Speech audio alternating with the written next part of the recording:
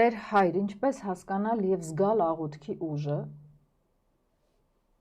Լավ հարց։ Աղոթքի ուժը։ Մենք էսա հավատքի ուժի մեջ քննարկելու ենք։ Աղոթքի ուժը հասկանալու համար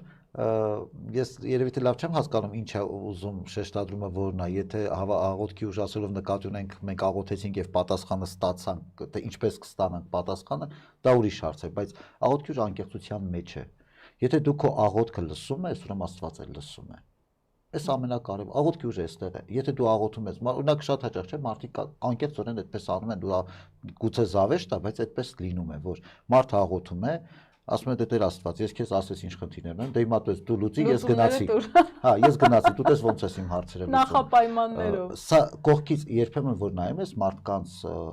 սա абսուրդ է, բայց այսպեսի ցավալի, այսպեսի օրինակներ ունենք։ Դու քո աղոթքը չես լսում, դու ոնց ես ուզում, որ Աստված քո աղոթքը լսի։ Հետևաբար ամենակարևոր պայմանը աղոթքի ուժը, այդ լսելու մեջ է։